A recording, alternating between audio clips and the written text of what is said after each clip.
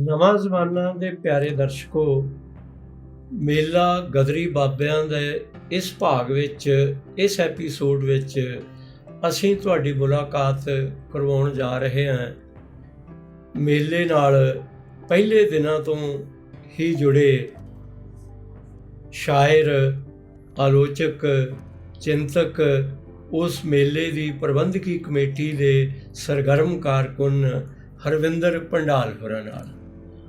ਹਰਵਿੰਦਰ ਭੰਡਾਲ ਜੀ, ਤੁਹਾਡਾ ਇਸ ਐਪੀਸੋਡ ਵਿੱਚ ਸਵਾਗਤ, ਜੀ ਆਇਆਂ।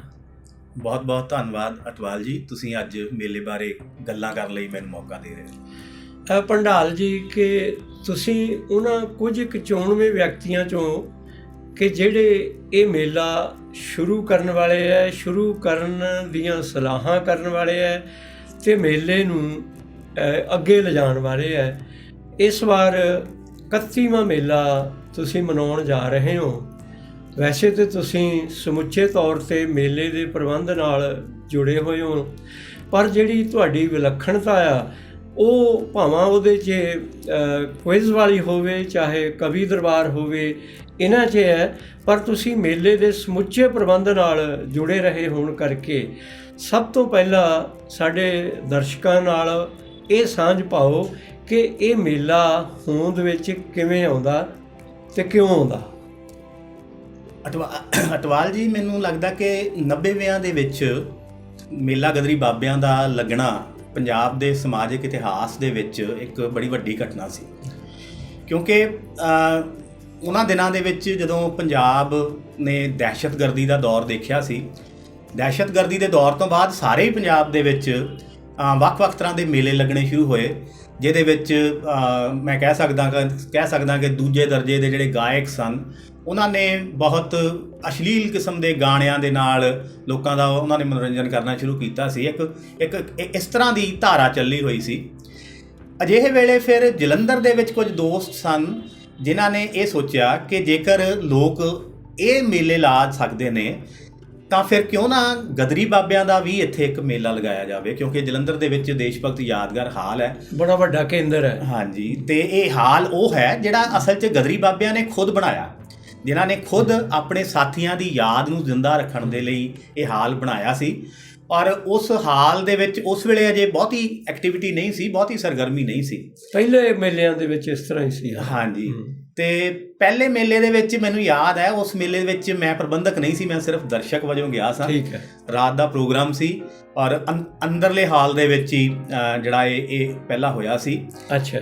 ਲੇਕਿਨ ਫਿਰ ਜਿਉਂ-ਜਿਉਂ ਮੇਲੇ ਲੱਗਦੇ ਗਏ, ਗਿਣਤੀ ਵੱਡੀ ਹੁੰਦੀ ਗਈ ਔਰ ਮੈਂ ਤਕਰੀਬਨ ਦੂਸਰੇ ਮੇਲੇ ਤੋਂ ਹੀ ਨਾਲ ਪ੍ਰਬੰਧਾਂ ਦੇ ਵਿੱਚ ਸ਼ਾਮਲ ਹੋਇਆ। ਖਾਸ ਤੌਰ 'ਤੇ ਮੈਨੂੰ 1996 ਸਾਲ ਯਾਦ ਹੈ। ਹਾਂ, 1996 ਦਾ ਸਾਲ ਅਸਲ 'ਚ ਮੇਲੇ ਦੇ ਇਤਿਹਾਸ ਨੂੰ ਇੱਕ ਨਵਾਂ ਮੋੜਾ ਦੇਣ ਵਾਲਾ ਸਾਲ ਸੀ। ਕਾਮਰੇਡ ਨੌਨਿਹਾਲ ਹੋਰੀ ਇੱਥੇ ਹੁੰਦੇ ਸਨ, ਉਹ ਇਤਿਹਾਸ ਬਾਰੇ ਬਹੁਤ ਸੋਚਦੇ ਰਹਿੰਦੇ ਸਨ ਔਰ ਉਹਨਾਂ ਨੇ ਔਰ ਉਹਨਾਂ ਦੇ ਨਾਲ ਉਸ ਵੇਲੇ ਸਾਥੀ ਬਾਬਾ ਗੁਰਬਖਸ਼ ਸਿੰਘ ਬੰਨੂਆਣਾ ਹੋਰੀ ਹੁੰਦੇ ਸਨ ਇੱਥੇ, ਚੈਨ ਜੀ ਹੁੰਦੇ ਸਨ, ਨੇਤਾ ਜੀ ਸਨ ਇੱਥੇ, ਹਰਦਿਆਲ ਹੋਰੀ। ਹਾਂਜੀ। ਸੋ ਇਹਨਾਂ ਨੇ ਇਹ ਸਲਾਹ ਕੀਤੀ, ਇਹ ਸੋਚਿਆ ਕਿ ਕਿਉਂਕਿ ਗਦਰ ਪਾਰਟੀ ਦਾ ਸਾਹਿਤ ਵਿੱਚ ਅਜੇ ਬਹੁਤ ਚਰਚਾ ਨਹੀਂ ਹੈ, ਉਦੋਂ ਤੱਕ ਅਜੇ ਗਦਰ ਦੇ ਸਾਹਿਤ ਨੂੰ ਵੀ ਉਹ ਥਾਂ ਨਹੀਂ ਸੀ ਮਿਲੀ ਹੋਈ ਜਿਹੜੀ ਕਿ ਹੁਣ ਪੰਜਾਬੀ ਕਵਿਤਾ ਦੇ ਇਤਿਹਾਸ ਦੇ ਵਿੱਚ ਉਹਨੂੰ ਮਿਲੀ ਹੈ। ਉਦੋਂ ਤਾਂ ਇਹ ਸੀਗਾ ਕਿ ਜਿਹੜਾ ਗਦਰ ਗੂੰਜਾ ਉਹ ਲੱਗਦਾ ਸੀਗਾ ਕਿ ਇੱਕ ਖਾਸ ਮਕਸਦ ਦੀ ਪ੍ਰਾਪਤੀ ਲਈ ਲਿਖੀ ਗਈ ਅਜਿਹੀ ਕਵਿਤਾ ਆ ਕਿ ਜਿਹਦੇ ਵਿੱਚ ਕਾਵਕਤਾ ਘੱਟ ਹੈ, ਆਮ ਲੋਕ ਇਹ ਸੋਚਦੇ ਸੀ। ਉਦੋਂ ਸਾਡੇ ਪੈਮਾਨੇ ਹੋਰ ਸਨ, ਅਜੇ ਸਾਹਿਤ ਨੂੰ ਦੇਖਣ ਦੇ, ਸਮਝਣ ਦੇ ਪੈਮਾਨੇ ਹੋਰ ਸਨ। ਸੋ ਇਸੇ ਤਰ੍ਹਾਂ ਹੀ ਨਾਟਕ ਦੇ ਖੇਤਰ ਦੇ ਵਿੱਚ ਵੀ ਕੁਝ ਬਹੁਤ ਜ਼ਿਆਦਾ ਕੰਮ ਨਹੀਂ ਸੀ ਹੋਇਆ। ਫਿਰ ਉਦੋਂ ਇਹ ਸੋਚਿਆ ਗਿਆ ਕਿ ਕਿਉਂ ਨਾ ਦੇਸ਼ ਭਗਤ ਹਾਲ ਦੇ ਅੰਦਰ ਹੀ ਇੱਕ ਵਰਕਸ਼ਾਪ ਲਗਾ ਕੇ ਗਦਰ ਪਾਰਟੀ ਦੇ ਸਮੁੱਚੇ ਕਲੇਵਰ ਨੂੰ ਲੈ ਕੇ, ਸਮੁੱਚੇ ਸਰੋਕਾਰਾਂ ਨੂੰ ਲੈ ਕੇ, ਇਤਿਹਾਸ ਨੂੰ ਲੈ ਕੇ ਇੱਕ ਵਿਸ਼ੇਸ਼ ਨਾਟਕ ਤਿਆਰ ਕਰਵਾਇਆ ਜਾਵੇ। ਅੱਛਾ। ਸੋ ਉਹਦੇ ਲਈ ਕੇਵਲ ਧਾਲੀਵਾਲ ਹੋਰਾਂ ਦੇ ਨਾਲ ਸੰਪਰਕ ਕੀਤਾ ਗਿਆ। ਕੇਵਲ ਹੋਰੀ ਮੰਨ ਗਏ। ਉਹਨਾਂ ਨੇ ਦੇਸ਼ ਭਗਤ ਹਾਲ ਅੰਦਰ ਹੀ ਇੱਕ ਵਿਸ਼ੇਸ਼ ਵਰਕਸ਼ਾਪ ਲਗਾਈ। ਅਸੀਂ ਵੀ ਉਸ ਵਰਕਸ਼ਾਪ ਦੇ ਵਿੱਚ ਸ਼ਾਮਲ ਹੋਏ ਸਾਂ। ਉਹ ਸਾਰਾ ਨਾਟਕ ਲਿਖਿਆ ਵੀ ਉਸੇ ਵਰਕਸ਼ਾਪ ਦੇ ਵਿੱਚ ਗਿਆ। ਅੱਛਾ। ਵੱਖ-ਵੱਖ ਲੇਖਕਾਂ ਨੇ ਉਹਦੇ ਵੱਖ-ਵੱਖ ਹਿੱਸੇ ਲਿਖੇ। ਮੈਨੂੰ ਕੇਵਲ ਭਾਜੀ ਨੇ ਕਿਹਾ ਕਿ ਤੂੰ ਬੀਬੀ ਗੁਲਾਬ ਕੌਰ ਵਾਲਾ ਹਿੱਸਾ ਲਿਖ ਕੇ ਦੇ। ਸੋ ਉਸ ਇਤਿਹਾਸ ਦੇ ਸਫ਼ੇ 'ਤੇ ਨਾਟਕ ਲਿਖਿਆ ਗਿਆ, ਉਹਦੇ ਵਿੱਚ ਬੀਬੀ ਗੁਲਾਬ ਕੌਰ ਵਾਲਾ ਹਿੱਸਾ ਸਾਰਾ ਮੇਰਾ ਲਿਖਿਆ ਹੋਇਆ ਸੀ। ਉਹ ਨਾਟਕ ਉੱਥੇ ਹੀ ਤਿਆਰ ਹੋਇਆ, ਮੈਂ ਉਹਦੇ 'ਚ ਕੰਮ ਵੀ ਕੀਤਾ ਔਰ ਮੈਨੂੰ ਜਿਹੜਾ ਰੋਲ ਦਿੱਤਾ ਕੇਵਲ ਭਾਜੀ ਨੇ, ਉਹ ਗਦਰੀ ਜਿਹੜਾ ਗਦਾਰ ਸੀ ਉਹ ਕਿਰਪਾਲ ਸਿੰਘ ਦਾ ਰੋਲ ਉਹਦੇ 'ਚ ਮੈਂ ਕੀਤਾ ਸੀ। ਉਹ ਨਾਟਕ ਇੰਨਾ ਹਿੱਟ ਹੋਇਆ, ਇੰਨਾ ਪਸੰਦ ਕੀਤਾ ਗਿਆ। ਮੈਨੂੰ ਯਾਦ ਹੈ ਕਿ ਉਹਦੇ 'ਚ ਕਲਾਕਾਰਾਂ ਨੇ ਸਟੇਜ ਤੋਂ ਥੱਲੇ ਉਤਰ ਕੇ ਜਾਣਾ ਸੀ ਦਰਸ਼ਕਾਂ ਦੇ ਵਿੱਚ, ਲੇਕਿਨ ਦੋਨੋਂ ਪਾਸੇ ਸੀਟਾਂ ਔਰ ਵਿਚਕਾਰ ਜੋ ਰਸਤਾ ਹੈ ਕਿਤੇ ਥਾਂ ਹੀ ਨਹੀਂ ਸੀ, ਉਹ ਵੀ ਬਲੌਕ ਹੋਇਆ, ਸਾਰਾ ਬਲੌਕ, ਸਾਰੇ ਪਾਸਿਓਂ ਬਲੌਕ ਸੀ। ਅਸੀਂ ਇੱਕ ਵਾਰ ਕਿਹਾ ਵੀ ਭਾਜੀ ਨੂੰ ਕਿ ਭਾਜੀ ਅਸੀਂ ਜਾਵਾਂਗੇ ਕਿੱਦਾਂ? ਉਹਨਾਂ ਕਿਹਾ ਕਿ ਨਹੀਂ ਤੁਸੀਂ ਜਾਣਾ ਆ। ਔਰ ਜਦੋਂ ਅਸੀਂ ਉੱਤਰ ਕੇ ਜਾਂਦੇ ਸੀ ਤਾਂ ਲੋਕ ਆਪਣੇ ਆਪ ਸਾਨੂੰ ਰਸਤਾ ਦੇ ਦਿੰਦੇ ਸੀ, ਪਾਸੇ ਹੋ ਜਾਂਦੇ ਸੀ। ਇੰਨਾ ਵੱਡਾ ਇਕੱਠ ਸੀ ਕਿ ਅਗਲੇ ਸਾਲ ਫਿਰ ਉਹ ਮੇਲਾ ਬਾਹਰ ਲੈ ਕੇ ਆਉਣਾ ਪਿਆ ਔਰ ਬਾਹਰ ਖੁੱਲ੍ਹੇ ਦੇ ਵਿੱਚ ਵੱਡੀ ਸਟੇਜ ਬਣਾ ਕੇ ਤੇ ਫਿਰ ਉਹ ਮੇਲਾ ਜਿਹੜਾ ਹੈ ਉੱਥੇ ਹੋਣ ਲੱਗ ਪਿਆ। ਸੋ ਇਸ ਤਰੀਕੇ ਨਾਲ ਇਹ ਮੇਲਾ ਅੱਗੇ ਚੱਲਦਾ ਗਿਆ ਔਰ ਅਸੀਂ ਮੇਲੇ ਦੀ ਸਿਖਰ ਦੇਖੀ ਹੋਈ ਹੈ, ਜਿਹਦੇ ਵਿੱਚ ਦਿਨੇ ਰਾਤ ਕਿਤੇ ਦੇਸ਼ ਭਗਤ ਹਾਲ ਦੇ ਵਿੱਚ ਤਿਲ ਸੁੱਟਣ ਨੂੰ ਥਾਂ ਨਹੀਂ ਸੀ ਹੁੰਦੀ। ਉਦੋਂ ਮੇਲਾ 5 ਦਿਨ ਦਾ ਵੀ ਚੱਲਦਾ ਰਿਹਾ, 5 ਦਿਨ ਦਾ ਵੀ ਮੇਲਾ, 5 ਦਿਨ ਦਾ ਵੀ ਮੇਲਾ, 5 ਦਿਨ ਦਾ ਵੀ ਮੇਲਾ ਚੱਲਦਾ ਰਿਹਾ। 5 ਦਿਨ ਹੀ ਵਿਦਿਆਰਥੀ ਆਉਂਦੇ ਸਨ, ਕਿਤਾਬਾਂ ਜਿਹੜੀਆਂ ਉਹ ਲੱਗਣੀਆਂ ਸ਼ੁਰੂ ਹੋਈਆਂ। ਇੱਕ ਤਰ੍ਹਾਂ ਨਾਲ ਵੱਖਰਾ ਹੀ ਕਿਤਾਬਾਂ ਦਾ ਮੇਲਾ ਵੀ ਇੱਕ ਵੱਖਰਾ ਇਹਦਾ ਪੱਖ ਬਣ ਗਿਆ। ਹਾਂ, ਪੁਸਤਕ ਮੇਲਾ ਤਾਂ ਇੱਕ ਮੇਲੇ 'ਚ ਵੱਖਰਾ ਮੇਲਾ ਹੈ, ਬਿਲਕੁਲ ਵੱਖਰਾ ਮੇਲਾ ਜੀ, ਵੱਖਰਾ ਮੇਲਾ। ਔਰ ਲੋਕ ਵਿਸ਼ੇਸ਼ ਤੌਰ ਤੇ ਕਿਤਾਬਾਂ ਖਰੀਦਣ ਵੀ ਆਉਂਦੇ ਨੇ, ਬਹੁਤ ਸਾਰੇ ਲੋਕ ਜਿਨ੍ਹਾਂ ਦੀ ਦਿਲਚਸਪੀ ਨਹੀਂ ਹੈ ਨਾਟਕ ਦੇ ਵਿੱਚ ਜਾਂ ਹੋਰ ਦੇ ਵਿੱਚ। ਨਹੀਂ, ਮੈਂ ਉਹ ਦੇਖਦਾ ਰਿਹਾ ਕਿ ਕਈ ਇਸ ਤਰ੍ਹਾਂ ਦੇ ਵੀ ਆਉਂਦੇ ਆ ਕਿ ਉਹ ਮੇਲੇ ਦੇ ਵਿੱਚ ਸ਼ਾਮ ਨੂੰ ਕਿਤਾਬਾਂ ਖਰੀਦ ਕੇ ਕਿਤਾਬਾਂ ਖਰੀਦਦੇ ਆ ਤੇ ਕਿਤਾਬਾਂ ਖਰੀਦ ਕੇ ਨਾਲ ਹੀ ਮੇਲੇ ਵਿੱਚੋਂ ਬਾਹਰ ਚਲੇ ਜਾਂਦੇ ਆ। ਬਿਲਕੁਲ, ਪੁਸਤਕ ਮੇਲੇ ਦਾ ਜਿਹੜਾ ਉਹ ਗਿਆਨ ਦਾ ਹੈਗਾ ਨਾ ਫੈਲਾਅ, ਉਹਦਾ ਬਹੁਤ ਵੱਡਾ ਪ੍ਰਧਾਨਗੀ ਰੋਲ ਹੈ ਮੇਰਾ ਖਿਆਲ ਹੈ। ਹਾਂਜੀ, ਬਹੁਤ ਬਹੁਤ ਵੱਡਾ ਜੀ। ਔਰ ਇੱਥੋਂ ਤੱਕ ਕਿ ਜਿਹੜੇ ਪੁਸਤਕ ਪਬਲਿਸ਼ਰਸ ਨੇ ਉਹ ਪੰਜਾਬ ਤੋਂ ਬਾਹਰੋਂ ਵੀ ਇੱਥੇ ਆਉਂਦੇ। ਹਾਂ, ਪੰਜਾਬ ਤੋਂ ਬਾਹਰੋਂ। ਔਰ ਖਾਸ ਤੌਰ ਤੇ ਉਹਨਾਂ ਦੀ ਅਟਰੈਕਸ਼ਨ ਹੁੰਦੀ ਸੀ ਕਿਉਂਕਿ ਉਹਨਾਂ ਦਿਨਾਂ ਦੇ ਵਿੱਚ ਅਜੇ ਕਿਤਾਬਾਂ ਇੰਨੀਆਂ ਸੁਲਭ ਨਹੀਂ ਸਨ, ਅਜੇ ਐਮਾਜ਼ਨ ਵਗੈਰਾ ਪਲੇਟਫਾਰਮ ਸਾਡੇ ਕੋਲ ਉਪਲਬਧ ਨਹੀਂ ਸਨ। ਅਸੀਂ ਉਡੀਕਦੇ ਹੁੰਦੇ ਸਾਂ ਕਿ ਉਹ ਦਿੱਲੀ ਵਾਲੇ ਆਉਣਗੇ, ਆਗਰੇ ਵਾਲੇ ਆਉਣਗੇ ਤੇ ਫਿਰ ਉਹਨਾਂ ਕੋਲੋਂ ਸਾਨੂੰ ਬਹੁਤ ਚੰਗੀਆਂ ਕਿਤਾਬਾਂ, ਜਿਹੜੀਆਂ ਰੇਅਰ ਕਿਤਾਬਾਂ ਇੱਥੇ ਸਾਨੂੰ ਨਹੀਂ ਮਿਲਦੀਆਂ, ਉਹ ਕਿਤਾਬਾਂ ਅਸੀਂ ਖਰੀਦਾਂਗੇ ਉਹਨਾਂ ਤੋਂ। ਇਸ ਮੇਲੇ 'ਚ ਭੰਡਾਲ ਜੀ ਇੱਕ ਬੜੀ ਹੋਰ ਖੂਬਸੂਰਤ ਤੇ ਗਿਆਨਵਰਧਕ ਇਵੈਂਟ ਆ ਕੁਇਜ਼ ਦੀ। ਹਾਂਜੀ, ਤੁਸੀਂ ਲੰਬੇ ਸਮੇਂ ਤੋਂ ਇਹ ਕੁਇਜ਼ ਆਰੰਭ ਤੋਂ ਹੀ ਕੁਇਜ਼ ਕਰ ਰਹੇ ਹੋ। ਇਹ ਜਦੋਂ ਸ਼ੁਰੂ ਕਰਨਾ ਸੀਗਾ, ਇਹਦੇ ਪਿੱਛੇ ਕਿਹੜੀ ਭਾਵਨਾ ਸੀ, ਕੀ ਸੋਚਿਆ ਸੀ? ਅਟਵਾਲ ਜੀ, ਮੇਲਾ ਜਿਵੇਂ ਆਪਾਂ ਗੱਲ ਕੀਤੀ ਹੈ ਕਿ ਪਹਿਲਾਂ ਇੱਕ ਨਿਰੋਲ ਸੱਭਿਆਚਾਰਕ ਇਵੈਂਟ ਸੀ, ਲੇਕਿਨ ਹੌਲੀ ਹੌਲੀ ਫਿਰ ਇਹ ਸੋਚਿਆ ਕਿ ਨਵੀਂ ਜਨਰੇਸ਼ਨ ਨੂੰ, ਬੱਚਿਆਂ ਨੂੰ ਕਿਵੇਂ ਇਸ ਮੇਲੇ ਦੇ ਨਾਲ ਜੋੜਿਆ ਜਾਵੇ ਕਿ ਉਹਨਾਂ ਨੂੰ ਪਤਾ ਲੱਗੇ ਕਿ ਜਲੰਧਰ ਦੇ ਵਿੱਚ ਇੱਕ ਇਸ ਤਰ੍ਹਾਂ ਦੀ ਯਾਦਗਾਰ ਵੀ ਹੈ, ਉਹਦੇ ਥਰੂ ਉਹ ਆਪਣੇ ਇਤਿਹਾਸ ਦੇ ਨਾਲ, ਉਸ ਵਿਰਸੇ ਦੇ ਨਾਲ ਜੁੜਨਗੇ ਜੀ। ਸੋ ਉਹਦੇ ਵਿੱਚੋਂ ਵੱਖ-ਵੱਖ ਕੰਪੀਟੀਸ਼ਨ, ਵੱਖ-ਵੱਖ ਮੁਕਾਬਲੇ ਵਿਦਿਆਰਥੀਆਂ ਦੇ, ਨੌਜਵਾਨਾਂ ਦੇ ਉਹ ਕਰਵਾਉਣ ਦੀ ਯੋਜਨਾ ਬਣੀ। ਔਰ ਗਾਇਨ ਮੁਕਾਬਲਾ, ਪੇਂਟਿੰਗ ਮੁਕਾਬਲਾ ਸਭ ਤੋਂ ਪਹਿਲਾਂ ਸ਼ੁਰੂ ਹੋਇਆ, ਫਿਰ ਗਾਇਨ ਮੁਕਾਬਲਾ ਸ਼ੁਰੂ ਹੋਇਆ, ਫਿਰ ਉਸ ਤੋਂ ਬਾਅਦ ਇੱਕ ਕੁਇਜ਼ ਮੁਕਾਬਲਾ ਸ਼ੁਰੂ ਹੋਇਆ। ਔਰ ਪ੍ਰੋਫੈਸਰ ਸ਼ਰਮਾ ਹੁੰਦੇ ਸਨ ਬੰਗਿਆਂ ਤੋਂ। ਅੱਛਾ, ਉਹ ਪੋਲੀਟੀਕਲ ਸਾਇੰਸ ਵਾਲੇ। ਹਾਂ ਹਾਂਜੀ, ਉਹਨਾਂ ਨੇ ਅਸਲ ਦੇ ਵਿੱਚ ਇਹ ਪਹਿਲਾਂ ਸ਼ੁਰੂ ਕੀਤਾ। ਅੱਛਾ, ਪਹਿਲਾਂ ਉਹਨਾਂ ਨੇ ਸ਼ੁਰੂ ਕੀਤਾ ਸੀ ਔਰ ਪਹਿਲੀ ਵਾਰ ਗਦਰ ਪਾਰਟੀ ਦੇ ਇਤਿਹਾਸ ਦੇ ਉੱਤੇ ਇਹ ਕੁਇਜ਼ ਹੋਇਆ ਔਰ ਉਹਦਾ ਬਹੁਤ ਹੁੰਗਾਰਾ ਮਿਲਿਆ ਔਰ ਲੋਕਾਂ ਨੇ ਬਹੁਤ ਦਿਲਚਸਪੀ ਲਈ। ਸਿਰਫ ਟੀਮਾਂ ਨੇ ਹੀ ਨਹੀਂ, ਉਸ ਨੂੰ ਦੇਖਣ ਵਾਲਿਆਂ ਨੇ ਵੀ ਬੜੀ ਦਿਲਚਸਪੀ ਦੇ ਨਾਲ ਦੇਖਿਆ, ਕਿਉਂਕਿ ਜਿਵੇਂ ਕੁਇਜ਼ ਹੁੰਦਾ ਹੈ ਤੇ ਉਹਦੇ 'ਚ ਮੁਕਾਬਲੇਬਾਜ਼ੀ ਹੁੰਦੀ ਹੈ, ਉਹਦੇ ਵਿੱਚ ਰੋਮਾਂਚ ਹੁੰਦਾ ਹੈ, ਸਸਪੈਂਸ ਹੁੰਦਾ ਹੈ, ਕਿਹੜੀ ਟੀਮ ਜਿੱਤ ਰਹੀ ਹੈ, ਕਿਹੜੀ ਟੀਮ ਅੱਗੇ ਹੋ ਰਹੀ, ਕਿਹੜੀ ਪਿੱਛੇ ਹੋ ਰਹੀ ਹੈ, ਔਰ ਉਹਦੇ ਨਾਲ ਨਾਲ ਇਤਿਹਾਸ ਜਿਹੜਾ ਹੈ ਉਸ ਦੀਆਂ ਗੱਲਾਂ ਹੁੰਦੀਆਂ। ਸੋ ਜਦੋਂ ਪਹਿਲਾਂ ਇਹ ਕਰਵਾਇਆ ਗਿਆ ਤਾਂ ਉਹ ਹੁੰਗਾਰੇ ਨੂੰ ਦੇਖ ਕੇ ਉਸ ਤੋਂ ਬਾਅਦ ਇਹ ਫੈਸਲਾ ਕੀਤਾ ਗਿਆ ਕਿ ਹਰ ਸਾਲ ਕਰਵਾਇਆ ਜਾਏ, ਹਰ ਸਾਲ ਕਰਵਾਉਣਾ ਜਾਏ। ਸੋ ਮੈਨੂੰ ਲੱਗਦਾ ਕਿ 3 ਜਾਂ 4 ਕੁਇਜ਼ ਉਹਨਾਂ ਨੇ, ਸ਼ਰਮਾ ਜੀ ਨੇ ਕਰਵਾਏ। ਅੱਛਾ, ਫਿਰ ਉਹਨਾਂ ਦੀ ਕੁਝ ਮਜਬੂਰੀ ਸੀ, ਉਹ ਉਹਨਾਂ ਨੇ ਕਰਵਾਉਣਾ ਬੰਦ ਕਰ ਦਿੱਤਾ। ਉਸ ਤੋਂ ਬਾਅਦ ਜਿਹੜੇ ਅਗਲੇ ਮੇਲੇ ਦੇ ਐਂਕਰ ਸਨ, ਕੁਇਜ਼ ਦੇ ਐਂਕਰ ਸਨ, ਉਹ ਪ੍ਰੋਫੈਸਰ ਵਰਿਆਮ ਸਿੰਘ ਸੰਧੂ ਹੋਰੀ ਸਨ। ਅੱਛਾ, ਉਹਨਾਂ ਨੇ ਵੀ ਕਰਵਾਇਆ। ਵਰਿਆਮ ਸਿੰਘ ਸੰਧੂ ਹੋਰਾਂ ਨੇ ਵੀ ਇਹ ਕਰਵਾਇਆ ਔਰ ਵਰਿਆਮ ਸਿੰਘ ਸੰਧੂ ਹੋਰੀ ਤਾਂ ਸਟੇਜ ਦੇ ਵੈਸੇ ਹੀ ਉਹਨਾਂ ਨੂੰ ਬਹੁਤ ਦਿਲਚਸਪੀ ਪੈਦਾ ਕਰਨੀ ਆਉਂਦੀ ਹੈ, ਬੋਲਣਾ ਆਉਂਦਾ ਹੈ। ਸੋ ਉਹਨਾਂ ਨੇ ਵੀ ਬੜੀ ਸਫਲਤਾ ਦੇ ਨਾਲ ਕਰਵਾਇਆ।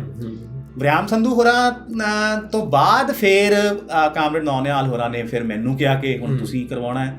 ਜਾਂ ਮੈਨੂੰ ਲੱਗਦਾ ਕਿ ਵਿਚਕਾਰ ਕੋਈ 1 ਜਾਂ 2 ਵਾਰ ਸ਼ਾਇਦ ਪ੍ਰੋਫੈਸਰ ਗੋਪਾਲ ਸਿੰਘ ਬੁੱਟਰ ਹੋਰਾਂ ਨੇ ਤੇ ਪ੍ਰੋਫੈਸਰ ਤਜਿੰਦਰ ਵਿਰਲੀ ਹੋਰਾਂ ਨੇ ਵੀ ਕਰਵਾਇਆ। ਫਿਰ ਉਸ ਤੋਂ ਬਾਅਦ ਨੌਨਿਹਾਲ ਹੋਰਾਂ ਨੇ ਮੈਨੂੰ ਕਿਹਾ ਕਿ ਤੁਸੀਂ ਹੁਣ ਇਹ ਕਰਵਾਓ ਔਰ ਫਿਰ ਉਸ ਤੋਂ ਬਾਅਦ ਲਗਾਤਾਰ ਕੁਇਜ਼ ਜਿਹੜਾ ਹੈ ਉਹ ਮੈਂ ਹੀ ਕਰਵਾਉਣਾ ਹੈ। ਔਰ ਸਭ ਤੋਂ ਪਹਿਲੀ ਵਾਰ ਜਿਹੜਾ ਕੁਇਜ਼ ਮੈਂ ਕਰਵਾਇਆ ਸੀ ਉਹ ਬੱਬਰ ਅਕਾਲੀ ਲਹਿਰ ਦੇ ਉੱਤੇ ਕਰਵਾਇਆ ਸੀ। ਅੱਛਾ, ਜਿਹਦੀ ਪਿਛਲੇ ਸਾਲ ਵਰ੍ਹੇਗੰਢ, ਸ਼ਤਾਬਦੀ ਵਰ੍ਹੇਗੰਢ। ਹਾਂਜੀ। ਇੱਕ ਭੰਡਾਲ ਜੀ ਇਹ ਦੱਸਿਓ ਕਿ ਇਹਦੇ ਵਿੱਚ ਜਿਹੜੇ ਭਾਗ ਲੈਣ ਵਾਲੇ ਆ ਉਹ ਸਕੂਲਾਂ ਦੇ ਜਾਂ ਕਾਲਜਾਂ ਦੇ ਜਾਂ ਰਲੇ ਮਿਲੇ ਵਿਦਿਆਰਥੀ ਹੁੰਦੇ ਆ?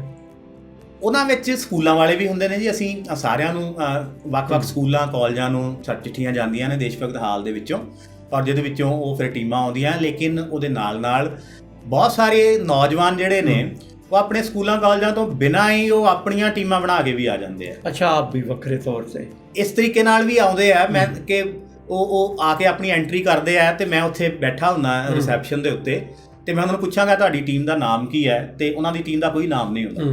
ਤੇ ਫਿਰ ਮੈਂ ਮੌਕੇ ਦੇ ਉੱਤੇ ਮੈਂ ਹੀ ਸੁਝਾਅ ਦਿੰਦਾ ਕਿ ਚਲੋ ਜੇ ਇਸ ਵਾਰ ਭਗਤ ਸਿੰਘ ਦੇ ਉੱਪਰ ਕੁਇਜ਼ ਹੈ ਤੇ ਤੁਹਾਡੀ ਟੀਮ ਜੇ ਕੁੜੀਆਂ ਦੀ ਚਲੋ ਦੁਰਗਾ ਭਾਬੀ ਦੀ ਮੰਚ ਬਣਾ ਲਓ, ਤੁਹਾਡਾ ਮੰਚ ਬਣਾ ਲਓ, ਕੋਈ ਸ਼ਹੀਦ ਸੁਖਦੇਵ ਮੰਚ ਬਣਾ ਲਓ।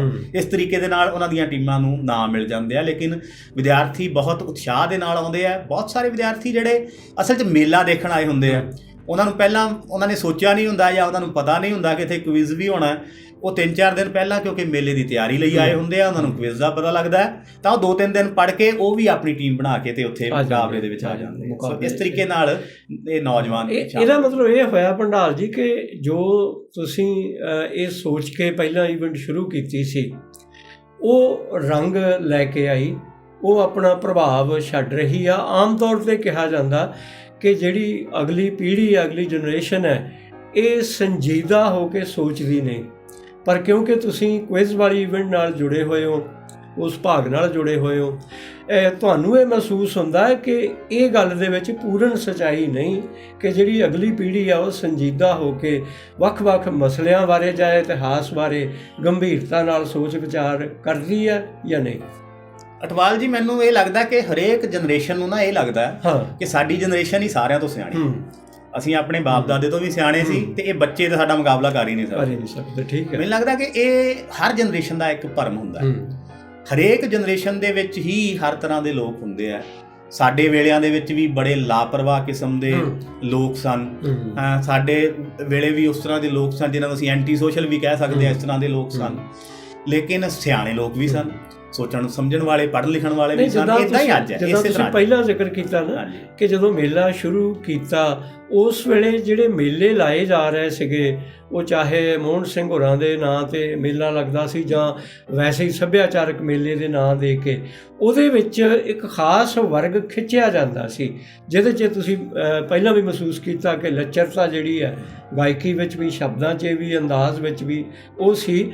ਉਸ ਬਿਰਤਾਂਤ ਨੂੰ ਬਦਲਣ ਦੇ ਲਈ ਮੇਲੇ ਦਾ ਇਹ ਜਿਹੜਾ ਬਿਰਤਾਂਤ ਸੀ ਇਹਦੇ 'ਚ ਤੁਸੀਂ ਕਿੰਨੇ ਕੁ ਸਫਲ ਹੋਏ ਮਹਿਸੂਸ ਕਰਦੇ ਹੋ? ਇਹਦੇ 'ਚ ਮੈਨੂੰ ਲੱਗਦਾ ਕਿ ਸਾਨੂੰ ਸਫਲਤਾ ਮਿਲੀ ਹੈ। ਕਿਉਂਕਿ ਬਹੁਤ ਸਾਰੀਆਂ ਘਟਨਾਵਾਂ ਇਸ ਤਰ੍ਹਾਂ ਦੀਆਂ ਵੀ ਹੋਈਆਂ। ਮੈਨੂੰ ਯਾਦ ਹੈ ਕਿ ਹੁਣ ਸਾਡੇ ਕੋਲ ਜਦੋਂ ਬੱਚੇ ਲੈ ਕੇ ਆਉਂਦੇ ਨੇ, ਉਹਨਾਂ ਦੇ ਅਧਿਆਪਕ ਆਉਂਦੇ ਨੇ, ਤਾਂ ਉਹਨਾਂ ਦੇ ਅਧਿਆਪਕ ਆ ਕੇ ਸਾਨੂੰ ਕਹਿੰਦੇ ਆ ਕਿ ਅਸੀਂ ਖੁਦ ਵੀ ਜਦੋਂ ਵਿਦਿਆਰਥੀ ਸਾਂ ਤਾਂ ਅਸੀਂ ਵੀ ਪਾਰਟੀਸਪੇਟ ਕੀਤਾ। ਅੱਛਾ, ਦੂਜੀ ਪੀੜ੍ਹੀ ਆ ਗਈ ਹੁਣ। ਹਾਂਜੀ, ਠੀਕ ਹੈ। ਉਹ ਅਧਿਆਪਕ ਜਿਹੜੇ ਉਦੋਂ ਬੱਚੇ ਸਨ ਉਹਨਾਂ ਨੇ ਪਾਰਟੀਸਪੇਟ ਕੀਤਾ, ਉਹਨਾਂ ਨੂੰ ਪਤਾ ਲੱਗਿਆ ਕਿ ਇਹ ਚੰਗੀ ਚੀਜ਼ ਹੈ, ਬੱਚਿਆਂ ਨੂੰ ਬਹੁਤ ਕੁਝ ਸਿੱਖਣ ਨੂੰ ਮਿਲਦਾ ਹੈ। ਤਾਂ ਜਦੋਂ ਉਹ ਆਪ ਅਧਿਆਪਕ ਬਣ ਗਏ ਨੇ ਤਾਂ ਹੁਣ ਉਹ ਆਪ ਆਪਣੇ ਵਿਦਿਆਰਥੀਆਂ ਨੂੰ ਲੈ ਕੇ ਵੀ ਟੀਮ ਤਿਆਰ ਕਰਕੇ ਆਉਂਦੇ ਨੇ, ਔਰ ਬੜੇ ਉਤਸ਼ਾਹ ਦੇ ਨਾਲ ਆਉਂਦੇ ਨੇ। ਆਪਣੇ ਸਕੂਲਾਂ ਦੇ ਵਿੱਚ ਆਪ ਆਫਰ ਕਰਦੇ ਆ ਕਿ ਅਸੀਂ ਉੱਥੇ ਜਾਵਾਂਗੇ। ਸੋ ਇਸ ਤਰੀਕੇ ਦੇ ਨਾਲ ਬਹੁਤ ਸਾਰੇ ਨੌਜਵਾਨ ਜਿਹੜੇ ਨੇ ਉਹ ਇਹਦੇ ਨਾਲ ਜੁੜੇ ਆ। ਔਰ ਖਾਸ ਤੌਰ 'ਤੇ ਜਦੋਂ ਅਸੀਂ ਵਿਸ਼ਾ ਚੁਣਦੇ ਹਾਂ, ਕੁਇਜ਼ ਦਾ ਵਿਸ਼ਾ ਚੁਣਦੇ ਹਾਂ, ਤਾਂ ਬਹੁਤ ਸਾਰੇ ਲੋਕਾਂ ਨੇ ਅਸਲ ਦੇ ਵਿੱਚ ਉਹਦੇ ਬਾਰੇ ਪਹਿਲਾਂ ਸੁਣਿਆ ਹੀ ਨਹੀਂ ਹੁੰਦਾ। ਮੇਰਠ ਸਾਜ਼ਿਸ਼ ਕੇਸ ਦੇ ਉੱਤੇ ਅਸੀਂ ਕੁਇਜ਼ ਕਰਾਇਆ।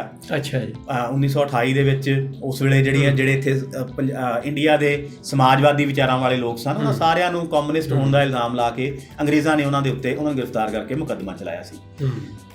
ਚੰਗੇ ਭਲੇ ਪੜ੍ਹੇ ਲਿਖੇ ਲੋਕਾਂ ਨੇ ਵੀ ਇਸ ਬਾਰੇ ਸੁਣਿਆ ਨਹੀਂ ਸੀ ਕਿ ਇਹ ਵੀ ਕੋਈ ਮੇਰਠ ਸਾਜ਼ਿਸ਼ ਕੇਸ ਵੀ ਹੋਇਆ। ਲੇਕਿਨ ਅਸੀਂ ਉਹਦੇ ਉੱਤੇ ਕੁਇਜ਼ ਕਰਵਾਇਆ ਔਰ ਉਹਦੇ ਨਾਲ ਬਹੁਤ ਸਾਰੇ ਲੋਕ ਜਿਹੜੇ ਆ ਉਹਨਾਂ ਨੂੰ ਇਸ ਇਤਿਹਾਸ ਦਾ ਪਤਾ ਲੱਗਾ। ਇੱਕ ਗੱਲ ਮੈਂ ਹੋਰ ਕੁਇਜ਼ ਨਾਲ ਜੁੜੀ ਹੋਈ ਸਾਂਝੀ ਕਰਨੀ ਚਾਹੁੰਦਾ ਕਿ ਸ਼ੁਰੂ ਦੇ ਵਿੱਚ ਕੀ ਹੁੰਦਾ ਸੀ ਕਿ ਅਸੀਂ ਕੁਝ ਕਿਤਾਬਾਂ ਜਿਹੜੀਆਂ ਪਹਿਲਾਂ ਹੀ ਉਪਲਬਧ ਹੁੰਦੀਆਂ ਸਨ, ਅਸੀਂ ਉਹ ਕਿਤਾਬਾਂ ਦੇ ਦਿੰਦੇ ਸਨ, ਉਹ ਮੈਂਸ਼ਨ ਕਰ ਦਈਦੀਆਂ ਸੀ। ਮਤਲਬ ਵਿਸ਼ਾ ਚੁਣਨ ਲੱਗੇ ਉਹ ਕਿਤਾਬਾਂ ਮੱਦੇ ਨਜ਼ਰ ਰੱਖੀਆਂ ਜਾਂਦੀਆਂ, ਉਹ ਕਿਤਾਬਾਂ ਦੇ ਦਈਦੀਆਂ ਸੀ ਕਿ ਇਹਨਾਂ ਕਿਤਾਬਾਂ ਨੂੰ ਪੜ੍ਹੋ, ਇਹਦੇ ਵਿੱਚੋਂ ਕੁਇਜ਼ ਹੋਏਗਾ। ਫਿਰ ਹੌਲੀ ਹੌਲੀ ਸਾਨੂੰ ਅਸੀਂ ਇਹ ਸੋਚਿਆ ਕਿ ਸ਼ਾਇਦ ਅਸੀਂ 5 ਜਾਂ 6 ਕਿਤਾਬਾਂ ਦਿੰਦੇ ਹਾਂ ਤਾਂ ਵਿਦਿਆਰਥੀ ਸ਼ਾਇਦ ਇੰਨੇ ਸਮੇਂ 'ਚ 5-6 ਕਿਤਾਬਾਂ ਪੜ੍ਹ ਨਹੀਂ ਸਕਦੇ। ਫਿਰ ਉਹਦੇ ਵਿੱਚੋਂ ਤੇ ਨਾਲ ਇਹ ਜਿਵੇਂ ਮੇਰਠ ਸਾਜ਼ਿਸ਼ ਕੇਸ ਬਾਰੇ ਉਦੋਂ ਅਜੇ ਕੁਝ ਬਹੁਤ ਉਸ ਤਰੀਕੇ ਨਾਲ ਮੁਹੱਈਆ ਨਹੀਂ ਸੀ, ਸਾਡੇ ਕੋਲ ਮੈਟਰ ਨਹੀਂ ਸੀ। ਸੋ ਉਹਦੇ ਚੋਂ ਇਹ ਸੋਚਿਆ ਗਿਆ ਕਿ ਕਿਉਂ ਨਾ ਕੁਇਜ਼ ਦੇ ਲਈ ਵਿਸ਼ੇਸ਼ ਕਿਤਾਬ ਤਿਆਰ ਕਰਵਾਈ ਜਾਵੇ। ਸੋ ਸਭ ਤੋਂ ਪਹਿਲਾਂ ਭਾਰਤ ਵਿੱਚ ਕਮਿਊਨਿਸਟ ਲਹਿਰ ਦਾ ਆਰੰਭ ਤੇ ਮੇਰਠ ਸਾਜ਼ਿਸ਼ ਕੇਸ, ਇਹ ਮੈਂ ਇੱਕ ਛੋਟੀ ਜਿਹੀ ਕਿਤਾਬ ਜਿਹੜੀ ਹੈ ਉਹ ਲਿਖੀ ਔਰ ਫਿਰ ਉਸ ਕਿਤਾਬ ਦੇ ਆਧਾਰ ਦੇ ਉੱਤੇ ਕੁਇਜ਼ ਮੁਕਾਬਲਾ ਹੋਇਆ। ਉਸ ਤੋਂ ਬਾਅਦ ਜਿਹੜਾ ਨੌਜਵਾਨ ਭਾਰਤ ਸਭਾ ਸੀ, ਭਗਤ ਸਿੰਘ ਨੂੰ ਜਾਣਦੇ ਹਾਂ, ਸਾਨੂੰ ਲੱਗਦਾ ਕਿ ਭਗਤ ਸਿੰਘ ਦਾ ਕੰਮ ਉਹਨੇ ਸਾਂਡਰਸ ਨੂੰ ਮਾਰਿਆ, ਬੰਬ ਸੁੱਟਿਆ, ਲੇਕਿਨ ਭਗਤ ਸਿੰਘ ਨੇ ਜਿਹੜਾ ਨੌਜਵਾਨਾਂ ਨੂੰ ਜਥੇਬੰਦ ਕਰਨ ਦਾ ਕੰਮ ਕੀਤਾ, ਜਿਹੜਾ ਨੌਜਵਾਨ ਭਾਰਤ ਸਭਾ ਬਣਾਈ, ਉਹ ਕਿਵੇਂ ਬਣੀ, ਉਹਨੇ ਕੀ ਕੰਮ ਕੀਤੇ। ਸੋ ਨੌਜਵਾਨ ਭਾਰਤ ਸਭਾ ਤੇ ਭਾਰਤ ਦੀ ਕ੍ਰਾਂਤੀਕਾਰੀ ਲਹਿਰ, ਇਹ ਕਿਤਾਬ ਵੀ ਵਿਸ਼ੇਸ਼ ਤੌਰ ਤੇ ਕੁਇਜ਼ ਦੇ ਲਈ ਤਿਆਰ ਕੀਤੀ ਗਈ। ਫਿਰ ਉਸ ਤੋਂ ਬਾਅਦ ਆਜ਼ਾਦ ਹਿੰਦ ਫੌਜ ਨੂੰ ਸਮਰਪਿਤ ਹੋਇਆ ਮੇਲਾ, ਔਰ ਆਜ਼ਾਦ ਹਿੰਦ ਫੌਜ ਬਾਰੇ ਵੀ ਸਾਡੇ ਕੋਲ ਕੋਈ ਇਸ ਤਰ੍ਹਾਂ ਦੀ ਇੱਕ ਵੱਜਵੀਂ ਕਿਤਾਬ ਨਹੀਂ ਸੀ ਪਹਿਲਾਂ। ਸੋ ਅਸੀਂ ਆਜ਼ਾਦੀ ਦੀਆਂ ਬਰੂਹਾਂ ਤੇ ਸੁਭਾਸ਼ ਚੰਦਰ ਬੋਸ ਤੇ ਆਜ਼ਾਦ ਹਿੰਦ ਫੌਜ, ਅਸੀਂ ਇਹ ਕਿਤਾਬ ਵੀ ਫਿਰ ਤਿਆਰ ਕੀਤੀ। ਇਸ ਤਰ੍ਹਾਂ ਇਸ ਕੁਇਜ਼ ਦੇ ਨਾਲ ਜੁੜ ਕੇ ਸਾਡੇ ਕੋਲ ਕਿਤਾਬਾਂ ਵੀ ਜਿਹੜੀਆਂ ਆ ਉਹਨਾਂ ਦੀ ਰਚਨਾ ਵੀ ਹੋਈ, ਸਾਰੀਆਂ ਕਿਤਾਬਾਂ ਵੀ ਜਿਹੜੀਆਂ ਉਹ ਪੜ੍ਹਨ ਵਾਲਿਆਂ ਨੂੰ ਦਿੱਤੀਆਂ। ਤੁਸੀਂ ਇਹ ਬੜਾ ਨਾ ਮੁੱਲਵਾਨ ਗੱਲਾਂ ਕੀਤੀਆਂ ਨੇ ਕਿ ਇੱਕ ਪਾਸੇ ਜਿਵੇਂ ਆਪਾਂ ਸ਼ਹੀਦ ਆਜ਼ਮ ਸਰਦਾਰ ਭਗਤ ਸਿੰਘ ਹੋਰਾਂ ਬਾਰੇ ਗੱਲ ਕਰਦੇ ਹਾਂ ਕਿ ਇੰਨਾ ਕਿਹਾ ਕਿ ਅਸੈਂਬਲੀ 'ਚ ਬੰਬ ਸੁੱਟਿਆ ਸੀ ਅਤੇ ਬੰਦੂਕ ਲੈ ਕੇ ਉਹ ਜਿਹੜੀ ਬੰਦੂਕ ਵਾਲੀ ਪਿਸਤੌਲ ਵਾਲੀ ਤਸਵੀਰ ਹੈ ਅਤੇ ਗੋਲੀ ਮਾਰੀ ਸੀ। ਇਹ ਉਹ ਇਤਿਹਾਸ ਹੈ ਕਿ ਜਿਹੜੇ ਸਮੇਂ ਦੇ ਹਾਕਮ ਸਿਰਜਣਾ ਚਾਹੁੰਦੇ ਸੀ, ਪਰ ਦੇਸ਼ ਭਗਤ ਯਾਦਗਾਰ ਹਾਲ ਆਪਣੀ ਸੋਚ ਅਨੁਸਾਰ ਉਹ ਸਾਰੇ ਇਤਿਹਾਸ ਦਾ ਪੁਨਰ ਵਿਚਾਰ ਕਰਕੇ ਇੱਕ ਨਵੇਂ ਸਿਰਿਓਂ ਉਹਦੀ ਸਿਰਜਣਾ, ਇੱਕ ਕਿਸਮ ਦੀ ਪੁਨਰ ਸਿਰਜਣਾ ਹੀ ਹੋ ਰਹੀ ਹੈ ਇਤਿਹਾਸ ਦੀ, ਕਿ ਨਹੀਂ? ਬਿਲਕੁਲ ਜੀ, ਬਿਲਕੁਲ, ਕਿਉਂਕਿ ਇਤਿਹਾਸ ਆਪਣੇ ਆਪ 'ਚ ਇੱਕ ਸਿਆਸੀ ਚੀਜ਼ ਹੈ। ਹਾਂ, ਬਿਲਕੁਲ। ਖਾਸ ਸਾਡੇ ਵਰਗੇ ਸਾਡੇ ਦੇਸ਼ ਵਿੱਚ ਸਾਡਾ ਭਾਰਤ ਜਿਹੜਾ ਹੈ, ਇਹਦੇ 'ਚ ਇਤਿਹਾਸ ਦੇ ਮਸਲੇ ਅਜੇ ਤੱਕ ਨਜਿੱਠੇ ਨਹੀਂ ਗਏ। ਯੂਰਪ ਨੇ ਆਪਣੇ ਮਸਲੇ ਨਜਿੱਠ ਲਏ ਇੱਕ ਹੱਦ ਤੱਕ, ਲੇਕਿਨ ਸਾਡੇ ਇੱਥੇ ਨਜਿੱਠੇ ਨਹੀਂ ਗਏ। ਕਈ ਵਾਰੀ ਤਾਂ ਇਹ ਲੱਗਦਾ ਹੁੰਦਾ ਕਿ ਇਤਿਹਾਸ ਨੂੰ ਬਹੁਤ ਗੁੰਮਰਾਹਕੁੰਨ ਬਣਾ ਕੇ ਪੇਸ਼ ਕੀਤਾ ਗਿਆ ਪਿਛਲੇ ਸਮਿਆਂ ਦੇ ਵਿੱਚ। ਬਿਲਕੁਲ ਜੀ, ਬਿਲਕੁਲ। ਇਹ ਅਸਲ 'ਚ 1947 ਤੋਂ ਬਾਅਦ ਜਿਹੜਾ ਅਫੀਸ਼ੀਅਲ ਇਤਿਹਾਸ ਲਿਖਿਆ ਗਿਆ, ਉਸ ਅਫੀਸ਼ੀਅਲ ਇਤਿਹਾਸ ਨੂੰ ਸਿਰਫ ਤੇ ਸਿਰਫ ਇੰਡੀਅਨ ਨੈਸ਼ਨਲ ਕਾਂਗਰਸ ਤੇ ਮਹਾਤਮਾ ਗਾਂਧੀ ਦੇ ਇਰਦ ਗਿਰਦ ਹੀ ਘੁਮਾਇਆ ਗਿਆ। ਠੀਕ ਹੈ, ਲੇਕਿਨ ਇਹ ਠੀਕ ਹੈ, ਇੰਡੀਅਨ ਨੈਸ਼ਨਲ ਕਾਂਗਰਸ ਵੱਲੋਂ ਇਹ ਅੰਦੋਲਨ ਚਲਾਇਆ ਗਿਆ, ਲੇਕਿਨ ਇਸ ਅੰਦੋਲਨ ਤੋਂ ਬਿਨਾਂ ਸਾਡੇ ਭਾਰਤ ਦੇ ਵਿੱਚ ਬਹੁਤ ਸਾਰੀਆਂ ਐਸੀਆਂ ਲਹਿਰਾਂ ਹੋਈਆਂ, ਕ੍ਰਾਂਤੀਕਾਰੀ ਲਹਿਰਾਂ ਹੋਈਆਂ, ਜਿਨ੍ਹਾਂ ਦਾ ਵੀ ਰੋਲ ਹੈ। ਜੇ ਆਜ਼ਾਦ ਹਿੰਦ ਫੌਜ ਇੱਥੇ ਨਾ ਆਉਂਦੀ ਤਾਂ ਇੰਨੀ ਛੇਤੀ ਸਾਨੂੰ ਆਜ਼ਾਦੀ ਨਹੀਂ ਸੀ ਮਿਲਣੀ ਦੂਸਰੀ ਸੰਸਾਰ ਜੰਗ ਤੋਂ। ਆਜ਼ਾਦ ਹਿੰਦ ਫੌਜ ਆ, ਬਾਕੀ ਇਹ ਜਿਹੜੀ ਗਦਰ ਮੂਵਮੈਂਟ ਆ ਆਪਣੀ, ਬਿਲਕੁਲ ਬੱਬਰ ਅਕਾਲੀ ਲਹਿਰ ਆ, ਇਸ ਗਦਰ ਮੂਵਮੈਂਟ ਤੋਂ ਅਗਲਾ ਜਿਹੜਾ ਪੜਾਅ, ਗਦਰ ਮੂਵਮੈਂਟ ਤਾਂ ਐਡੀ ਵੱਡੀ ਹੈ ਕਿ ਸਾਨੂੰ ਗਦਰ ਮੂਵਮੈਂਟ ਤੋਂ ਬਾਅਦ ਅਗਲੀਆਂ ਸਾਰੀਆਂ ਹੀ ਮੂਵਮੈਂਟਸ ਜਿਹੜੀਆਂ ਨੇ ਉਹਨਾਂ ਦੇ ਵਿੱਚ ਗਦਰ ਪਾਰਟੀ ਦੀ ਹੀ ਗੂੰਜ ਸੁਣਾਈ ਦਿੰਦੀ ਹੈ। ਚਾਹੇ ਉਹ ਨੌਜਵਾਨ ਭਾਰਤ ਸਭਾ ਭਗਤ ਸਿੰਘ ਹੋਰੀ ਹੋਣ, ਚਾਹੇ ਕਿਰਤੀ ਲਹਿਰ ਹੋਵੇ, ਆਜ਼ਾਦ ਹਿੰਦ ਫੌਜ ਤੱਕ, ਈਵਨ ਨੇਵੀ ਦੇ ਰਿਵੋਲਟ ਤੱਕ ਗਦਰ ਪਾਰਟੀ ਜਿਹੜਾ ਹੈ, ਗਦਰ ਪਾਰਟੀ ਚੱਲ ਰਹੀ ਹੈ। ਅਤੇ ਜਦ ਕਿ ਜਿਹੜਾ ਸਾਨੂੰ ਸਕੂਲਾਂ ਕਾਲਜਾਂ ਦੇ ਇਤਿਹਾਸ ਪੜ੍ਹਾਇਆ ਜਾਂਦਾ ਸੀ, ਉਹਦੇ 'ਚ ਗਦਰ ਮੂਵਮੈਂਟ ਬਾਰੇ ਸ਼ਾਇਦ ਇੱਕ ਅੱਧੇ ਪੈਰੇ ਤੋਂ ਵੱਧ ਕੁਝ ਨਹੀਂ ਸੀ ਹੁੰਦਾ। ਬਿਲਕੁਲ, ਜਦੋਂ ਅਸੀਂ ਵੀ ਸਕੂਲਾਂ ਕਾਲਜਾਂ 'ਚ ਇਤਿਹਾਸ ਪੜ੍ਹਿਆ ਉਹ ਨਹੀਂ ਸੀ ਹੁੰਦਾ। ਤੋ ਇਹ ਜਿਹੜਾ ਇਹ ਕੁਇਜ਼ ਵਾਲਾ ਤੁਹਾਡਾ ਹਿੱਸਾ ਆ, ਇਹ ਅਸਲ ਦੇ ਵਿੱਚ ਲੋਕਾਂ ਨੂੰ ਬਹੁਤ ਜ਼ਿਆਦਾ ਚੇਤਨ ਕਰ ਰਿਹਾ ਹੈ, ਉਹਦੇ ਵਿੱਚ ਕਾਮਯਾਬ ਇਹ ਹੋਇਆ। ਇਹ ਦੂਜਾ, ਇਸ ਮੇਲੇ ਦੇ ਵਿੱਚ ਇੱਕ ਵੱਡੀ ਇਵੈਂਟ ਹੈ ਜਿਹੜੀ ਸਾਹਿਤ ਦੇ ਨਾਲ ਜੁੜੀ ਹੋਈ ਆ। ਭੰਡਾਲ ਜੀ, ਉਹ ਵੀ ਤੁਸੀਂ ਪਿਛਲੇ ਕੁਝ ਸਾਲਾਂ ਤੋਂ ਬਾਖੂਬੀ ਜ਼ਿੰਮੇਵਾਰੀ ਨਿਭਾ ਰਹੇ ਹੋ ਕਵੀ ਦਰਬਾਰ ਦੀ। ਪੰਜਾਬੀ ਕਵਿਤਾ ਦਾ ਆਪਾਂ ਜੇ ਮੁੱਢ ਤੋਂ ਵੇਖੀਏ, ਕਬੀਰ ਤੋਂ ਲੈ ਕੇ, ਕਿ ਉਹ ਸਿੱਧੇ ਸਮਾਜ ਦੇ ਵਿੱਚ ਜੋ ਕੁਝ ਅਜਿਹਾ ਵਾਪਰ ਰਿਹਾ ਜਿਹੜਾ ਮਾਨਵ ਦੋਖੀ ਆ, ਮਾਨਵ ਵਿਰੋਧੀ ਆ, ਉਹਨੂੰ ਸੰਬੋਧਨ ਕਰਦਾ ਹੈ ਜਾਂ ਉਹਨੂੰ ਤੁਸੀਂ ਉਹਦੀ ਮਤਲਬ ਕਰਕੇ ਨਿੰਦਿਆ ਅਤੇ ਉਹਦੀ ਅੱਗੇ ਗੱਲ ਚੱਲਦੀ, ਉਹਦੇ ਨਾਬਰੀ ਵਾਲੀ ਸੁਰ ਜਿਹੜੀ ਆ ਉਹ ਜ਼ਿਆਦਾ। ਅਤੇ ਜਿਹੜੀ ਕਵੀ ਦਰਬਾਰ ਤੁਸੀਂ ਹੁਣ ਤੱਕ ਕਾਫੀ ਕਰਵਾ ਲਏ ਆ, ਉਹਦੇ ਵਿੱਚ ਤੁਸੀਂ ਕਿਸ ਤਰ੍ਹਾਂ ਦੀ ਚੋਣ ਤੁਹਾਡੀ ਹੁੰਦੀ ਹੈ, ਜਾਂ ਉਹਦੇ ਬਾਰੇ ਕੁਛ ਦੱਸੋ। ਅਟਵਾਲ ਜੀ, ਗਦਰ ਲਹਿਰ ਇੱਕ ਐਸੀ ਲਹਿਰ ਹੈ ਜਿਹੜੀ ਨਕਸਲਬਾੜੀ ਲਹਿਰ ਉਸ ਤੋਂ ਬਾਅਦ ਆਉਂਦੀ ਹੈ, ਹੂੰ ਇਹ ਉਹ ਲਹਿਰ ਹੈ ਪੰਜਾਬ ਦੀ ਜਿਸ ਨੂੰ ਉਸ ਦੀ ਕਵਿਤਾ ਦੇ ਨਾਂ ਨਾਲ ਜਾਣਿਆ। ਹਾਂ, ਕਵਿਤਾ ਦੇ ਨਾਲ। ਗਦਰ ਪਾਰਟੀ ਦਾ ਨਾਮ ਗਦਰ ਜਾਂ ਪਾਰਟੀ ਨਹੀਂ ਸੀ। ਇਦਾਂ ਵੀ ਕਹਿ ਲਈਏ ਕਿ ਜਿਹੜੀ ਨਕਸਲਾਈਟ ਮੂਵਮੈਂਟ ਆ, ਕਿ ਮੂਵਮੈਂਟ ਨੇ ਭਾਵੇਂ ਰਾਜਨੀਤਿਕ ਤੌਰ ਤੇ ਬਹੁਤੀ ਪ੍ਰਾਪਤੀ ਨਾ ਕੀਤੀ ਹੋਵੇ, ਪਰ ਉਸ ਮੂਵਮੈਂਟ ਦੇ ਵਿੱਚੋਂ ਸਾਡੇ ਕੋਲ ਬਹੁਤ ਹੀ ਜ਼ਿਆਦਾ ਮੁੱਲਵਾਨ ਸ਼ਾਇਰ ਆਏ, ਜਿਨ੍ਹਾਂ ਚੋਂ ਜਿਹੜੀ ਸਭ ਤੋਂ ਵੱਡੀ ਉਦਾਹਰਣ ਆਪਾਂ ਪਾਸ਼ ਜੀ ਦੇ ਸਕਦੇ ਹਾਂ। ਬਿਲਕੁਲ। ਹਾਂਜੀ, ਇਸੇ ਲਈ ਕਵੀ ਦਰਬਾਰ ਜਿਹੜਾ ਹੈ, ਕਿਉਂਕਿ ਕਵਿਤਾ ਦਾ ਗਦਰ ਲਹਿਰ ਦੇ ਵਿੱਚ ਬਹੁਤ ਵੱਡਾ ਰੋਲ ਸੀ, ਕੇਂਦਰੀ ਰੋਲ ਸੀ ਗਦਰ ਗੂੰਜਾਂ ਦਾ। ਸੋ ਇਸੇ ਲਈ ਜਦੋਂ ਮੇਲਾ ਹੋਇਆ ਤਾਂ ਫਿਰ ਇਹ ਵੀ ਸੋਚਿਆ ਗਿਆ ਕਿ ਕਵੀ ਦਰਬਾਰ ਇਹਦੇ 'ਚ ਜ਼ਰੂਰ ਹੋਣਾ ਚਾਹੀਦਾ। ਸੋ ਕਵੀ ਦਰਬਾਰ ਜਿਹੜਾ ਹੈ ਉਹ ਇਸ ਮੇਲੇ ਦਾ ਹਮੇਸ਼ਾ ਹੀ ਇੱਕ ਅਟੁੱਟ ਅੰਗ ਰਿਹਾ ਹੈ। ਔਰ ਜਿਵੇਂ ਮੈਂ ਕੁਇਜ਼ ਬਾਰੇ ਦੱਸਿਆ, ਇਸੇ ਤਰ੍ਹਾਂ ਕਵੀ ਦਰਬਾਰਾਂ ਦਾ ਵੀ ਆਪਣਾ ਹੀ ਇਤਿਹਾਸ ਹੈ। ਔਰ ਮੇਰੇ ਤੋਂ ਪਹਿਲਾਂ ਲੰਬਾ ਸਮਾਂ ਇਹ ਕਵੀ ਦਰਬਾਰ ਜਿਹੜਾ ਹੈ ਪ੍ਰੋਫੈਸਰ ਵਰਿਆਮ ਸਿੰਘ ਸੰਧੂ ਹੋਰਾਂ ਉਹਨਾਂ ਨੇ ਇਹ ਆਯੋਜਿਤ ਕੀਤਾ। ਫਿਰ ਉਹ ਵਿਦੇਸ਼ ਚਲੇ ਗਏ ਤੇ ਫਿਰ ਇਹ ਆਯੋਜਿਤ ਕਰਨ ਦਾ ਕੰਮ ਮੈਨੂੰ ਮਿਲਿਆ। ਜਾਂ ਵਿੱਚ ਕਈ ਵਾਰ ਇਸ ਤਰ੍ਹਾਂ ਵੀ ਹੁੰਦਾ ਸੀ ਕਿ ਮੇਲੇ ਦੇ ਪ੍ਰਬੰਧਕ ਕਿਸੇ ਵੀ ਇੱਕ ਸ਼ਾਇਰ ਨੂੰ ਕਹਿ ਦਿੰਦੇ ਸੀ ਕਿ ਇਸ ਵਾਰ ਦਾ ਕਵੀ ਦਰਬਾਰ ਤੁਸੀਂ ਆਰਗੇਨਾਈਜ਼ ਕਰਨਾ ਹੈ, ਤੁਸੀਂ ਕਰਨਾ ਹੈ। ਉਸ ਤਰ੍ਹਾਂ ਹੁੰਦਾ ਰਿਹਾ। ਪਿਛਲੇ ਕੁਝ ਸਾਲਾਂ ਤੋਂ ਇਹ ਕਵੀ ਦਰਬਾਰ ਮੈਂ ਕਰਵਾਉਣਾ ਹੈ। ਔਰ ਇਹ ਕਵੀ ਦਰਬਾਰ ਕਿਉਂਕਿ ਗਦਰੀ ਬਾਬਿਆਂ ਦੇ ਮੇਲੇ ਦਾ ਹਿੱਸਾ ਹੈ, ਇਸ ਕਰਕੇ ਹੋਰ ਕੁਝ ਨਹੀਂ, ਸਿਰਫ ਇਹ ਖਿਆਲ ਹੁੰਦਾ ਹੈ ਜਦੋਂ ਕਵੀਆਂ ਦੀ ਚੋਣ ਹੁੰਦੀ ਹੈ ਕਿ ਉਹ ਕਵੀ ਜਿਹੜੇ ਨੇ ਉਹ ਅਸਲ ਦੇ ਵਿੱਚ ਅਸੀਂ ਕਹਿ ਸਕਦੇ ਕਿ ਅਗਾਂਹ ਵਧੂ ਸਰੋਕਾਰਾਂ ਵਾਲੇ ਹੋਣੇ ਚਾਹੀਦੇ। ਅਸੀਂ ਕਵੀਆਂ ਨੂੰ ਚੁਣਨ ਵੇਲੇ ਇਹ ਦੇਖਦੇ ਹਾਂ ਕਿ ਕੋਈ ਕਵੀ ਦੀ ਕਿਸੇ ਦੀ ਇਮਾਨਦਾਰੀ ਦੇ ਉੱਤੇ ਕੋਈ ਸਵਾਲ ਜਿਹੜਾ ਹੈ ਜਨਤਕ ਤੌਰ 'ਤੇ ਨਹੀਂ ਉੱਠਿਆ ਹੋਣਾ ਚਾਹੀਦਾ। ਔਰ ਦੂਸਰੀ ਗੱਲ ਹੈ, ਉਹਦੀ ਜਿਹੜੀ ਕਵਿਤਾ ਹੈ ਉਹ ਵੀ ਗਦਰ ਪਾਰਟੀ ਨਾਲ ਜੁੜੇ ਹੋਏ ਜਿਹੜੇ ਆਦਰਸ਼ ਨੇ, ਉਹਨਾਂ ਆਦਰਸ਼ਾਂ ਵਾਲੀ ਹੀ ਉਹ ਕਵਿਤਾ ਹੋਣੀ ਚਾਹੀਦੀ ਹੈ। ਸੋ ਇਹੀ ਬਸ ਅਸੀਂ ਕਹਿ ਸਕਦੇ ਕਿ ਮੋਟਾ ਸਾਡੇ ਕੋਲ ਕ੍ਰਾਈਟੀਰੀਆ ਹੁੰਦਾ ਹੈ ਕਵੀਆਂ ਨੂੰ ਚੁਣਨ ਲੱਗਿਆ। ਔਰ ਕਵੀ ਇੱਥੇ ਆਉਂਦੇ ਨੇ ਬੜੇ ਔਰ ਉਡੀਕਦੇ ਨੇ ਕਿ ਸਾਡੇ ਸੱਦਾ ਪੱਤਰ ਨੂੰ। ਤੇ ਮੈਨੂੰ ਯਾਦ ਹੈ ਇੱਕ ਕਵੀ ਦਰਬਾਰ ਦੇ ਵਿੱਚ ਸੁਰਜੀਤ ਪਾਤਰ ਹੋਰੀ ਆਏ ਹੋਏ ਸਨ, ਔਰ ਸੁਰਜੀਤ ਪਾਤਰ ਹੋਰਾਂ ਨੇ ਕਿਹਾ ਕਿ ਇਸ ਦੇਸ਼ ਭਗਤ ਯਾਦਗਾਰ ਹਾਲ ਦੇ ਵਿੱਚ ਕਵਿਤਾ ਪੜ੍ਹਦੇ ਹਾਂ ਬਿਲਕੁਲ ਵੱਖਰਾ ਅਹਿਸਾਸ ਹੁੰਦਾ ਹੈ। ਇਸ ਤਰ੍ਹਾਂ ਜਾਪਦਾ ਜਿਵੇਂ ਤੁਹਾਡੇ ਪੁਰਖੇ ਤੁਹਾਨੂੰ ਦੇਖ ਰਹੇ ਹੋਣ, ਜਿਵੇਂ ਤੁਹਾਡੇ ਪੁਰਖੇ ਤੁਹਾਨੂੰ ਅਬਜ਼ਰਵ ਕਰ ਰਹੇ ਹੋਣ ਕਿ ਤੁਸੀਂ ਕੀ ਕਰ ਰਹੇ ਹੋ। ਇੱਕ ਤਰ੍ਹਾਂ ਨਾਲ ਇਹ ਪੁਰਖਿਆਂ ਨੂੰ ਜਵਾਬ ਦੇਣ ਵਾਲਾ ਪਲੇਟਫਾਰਮ ਹੈ ਕਿ ਅਸੀਂ ਤੁਹਾਡੇ ਸੁਪਨਿਆਂ ਦੇ ਉੱਪਰ ਕਿੰਨਾ ਕੁ ਖੜੇ ਹੋਏ ਹਾਂ, ਕਿੰਨਾ ਕੁ ਪਹਿਰਾ ਦਿੱਤਾ ਹੈ। ਸੋ ਇਸ ਲਈ ਕਵੀ ਦਰਬਾਰ ਦਾ ਇੱਕ ਆਪਣਾ ਵੱਖਰਾ ਮਾਹੌਲ ਹੁੰਦਾ ਹੈ। 31 ਤਰੀਕ ਨੂੰ ਇਹ ਸ਼ਾਮ ਨੂੰ ਹੁੰਦਾ ਹੈ, ਕਿਉਂਕਿ ਇਹ ਮੇਲੇ ਦਾ ਸਰੂਪ ਇੱਕ ਸਾਂਝਾ ਸਰੂਪ ਹੈ। ਇਸ ਮੇਲੇ ਵਿੱਚ ਪਿਛਲੇ ਕੁਝ ਸਾਲਾਂ ਤੋਂ ਆਪਾਂ ਦੇਖ ਰਹੇ ਹਾਂ, ਰਾਜਸਥਾਨ ਤੋਂ, ਪੰਜਾਬ ਤੋਂ ਬਾਹਰੋਂ ਹੋਰ ਰਾਜਾਂ ਤੋਂ ਵੀ, ਹਰਿਆਣੇ ਤੋਂ, ਰਾਜਸਥਾਨ ਤੋਂ ਤਾਂ ਆਉਂਦੇ ਹੀ ਸੀਗੇ। ਜਿਹੜੀਆਂ ਦੱਖਣੀ ਭਾਰਤ ਦੇ ਰਾਜ ਹੈ ਉਹਨਾਂ ਤੋਂ ਵੀ ਟਾਵੇਂ ਲੋਕ ਆਉਂਦੇ ਆ। ਇਹ ਇਸ ਤਰ੍ਹਾਂ ਦਾ ਵੀ ਕਦੀ ਮਨ 'ਚ ਆਇਆ ਕਿ ਇਸ ਕਵੀ ਦਰਬਾਰ ਨੂੰ ਇਕੱਲੀ ਇੱਕ ਭਾਸ਼ਾ 'ਤੇ ਕੇਂਦਰਿਤ ਨਾ ਕਰਕੇ ਕਿ ਜਿਹੜਾ ਬਹੁ ਭਾਸ਼ੀ ਹੋ ਜਾਏ, ਜਾਂ ਇਸ ਤਰ੍ਹਾਂ ਦਾ ਕਿ ਜਿਹੜੇ ਦਰਸ਼ਕ ਜਿੰਨੇ ਕੁ ਆਏ ਆ ਉਹਦੇ 'ਚ ਮੇਲੀ ਆਏ ਆ, ਉਹ ਭਾਸ਼ਾਵਾਂ ਜਿਹੜੇ ਸਮਝ ਸਕਦੇ ਆ, ਉਹਦੇ 'ਚ ਦੂਜੀਆਂ ਭਾਸ਼ਾਵਾਂ ਦੇ ਸ਼ਾਇਰ ਵੀ ਸ਼ਾਮਿਲ ਹੋ ਸਕਣ।